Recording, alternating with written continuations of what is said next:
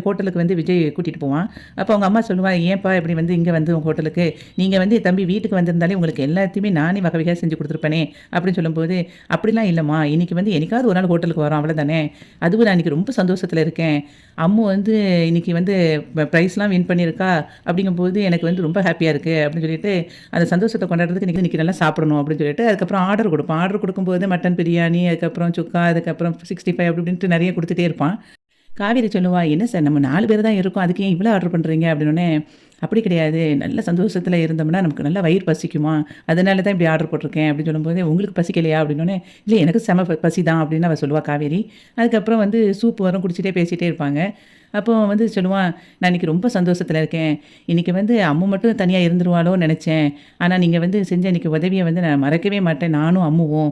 அது அந்த அளவுக்கு சந்தோஷமா இருந்துச்சுன்னு" காவேரி கிட்ட சொல்லுவான். வந்து "அம்முவ இந்த அளவுக்கு புரிஞ்சு வச்சிருக்கீங்களே! எனக்கு அதுதான் ஆச்சரியம். எல்லா கொஸ்டினுக்கும் கரெக்ட்டா சொல்லிட்டீங்களே!" அப்படின்னு சொல்லி அவன் சொல்லும்போது, "இதுல என்ன பெரிய ஆச்சரியம் இருக்கு? அவ தானே குழந்தைக்கு அம்மா." அப்படின்னு காவேரியோட அம்மா சொல்லிருவா டக்குன்னு.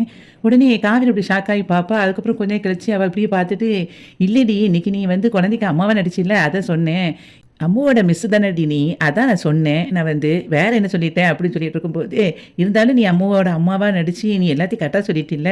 அது டீச்சரா இருந்ததுனால எல்லாத்தையும் சொல்லிட்ட. அதத்தான் நான் அப்படி சொன்னேன் தம்பிக்கிட்ட." அப்படின்னு சொல்லிட்டு இருக்கும்போதே, காவேரி உடனே சொல்லுவா, "அம்மா சொல்றதும் ஒரு வகைக்கு கரெக்ட் தான். நான் இருந்தாலும் அம்முவோட டீச்சர் தானே. அப்படிங்கும்போது எனக்கு அம்முவ பத்தி நெறைய தெரியும். உங்க கூட இருக்கிறத விட என் கூட நெறைய நேரம் இருப்பாள்ல. அது போக ஸ்கூல் டைம் தாண்டி எங்க வீட்டுக்கும் அவ நெறைய வந்துட்டா. அதனால அம்முவ பத்தி எனக்கு நெறைய விஷயங்கள் தன்னாலேயே தெரிய ஆரம்பிச்சுருச்சு. என்ன அம்மு?" அப்படின்னு சொல்லிட்டு கேட்டுட்ருப்பா. அதுக்கப்புறம் சொல்லுவா, "நான் மட்டும் இன்னைக்கு ஸ்டேஜ் ஏறல அப்படின்னனா, நீங்க இன்னைக்கு வந்து அந்த கவுன போட்டுட்டு ஏறியிருப்பீங்க அப்படித்தானே?" அப்படின்னு சொல்லி அவ கேட்பா. அதுக்கு அவன் சொல்லுவான், "ஆமா கண்டிப்பா நான் ஏறியிருப்பேன். ஏன்னா எங்க அம்மு மட்டும் தனியா வந்து அம்மா இல்லாம இருந்தா அதனால தாங்க முடியாது. அதனால நான் கவுன போட்டு ஏறியிருப்பேன். என்ன வந்து அதை நெறைய பேர் கிண்டடிச்சாலும் பரவால்ல, சோசியல் மீடியால வீடியோ எடுத்து போட்டாலும் நான் அத பத்தி கவலையே பட மாட்டேன்."